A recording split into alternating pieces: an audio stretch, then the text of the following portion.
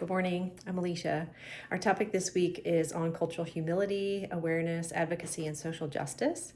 In looking at the preamble to the American Counseling Association's Code of Ethics of 2014, 2 out of 5 of the values focus on honoring cultural diversity, embracing a multicultural approach, and promoting social justice. So it is a pretty big deal. My understanding of these things in the role of a counselor is to try to approach these interactions with future clients in a place of curiosity and humility, never really assuming that I understand where they're coming from, because I probably don't.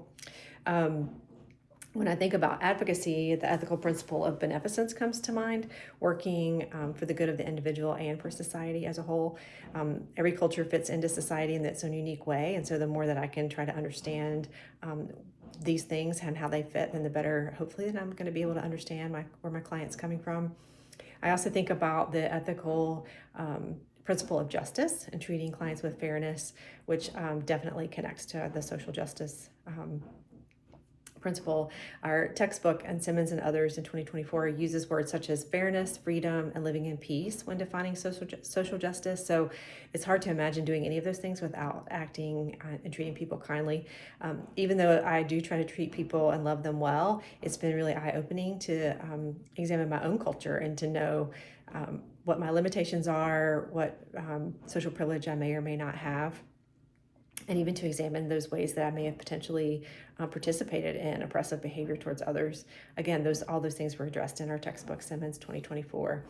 I found a research project from Ortman and Dollarhide of 2022 that was on social justice in the school system and how to get principals and counselors to collaborate better.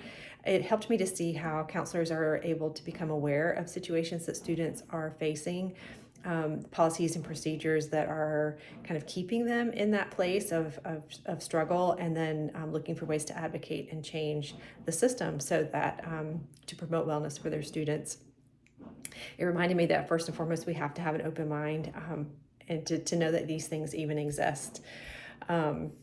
I really loved listening to Dr. Sidney Shaw talk about his experiences with multiculturalism in the podcast that was in our assignment. The takeaway that I had was the way that he addressed multiculturalism in his initial meeting and the intake and through the informed consent. He worded it so eloquently of helping, asking the client, how can I understand you better? Like, that's my goal, is to understand you, and to even give the client permission to correct him if he goes off course. And so definitely a goal that I would hope that my clients would be able to be that comfortable.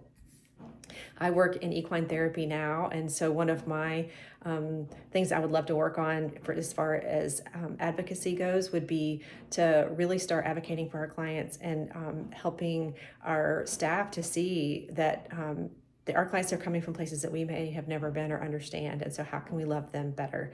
Even our staff who comes from some minority cultures, like, how can we love them better and learn to understand them better as well? And so hopefully that would then impact our community.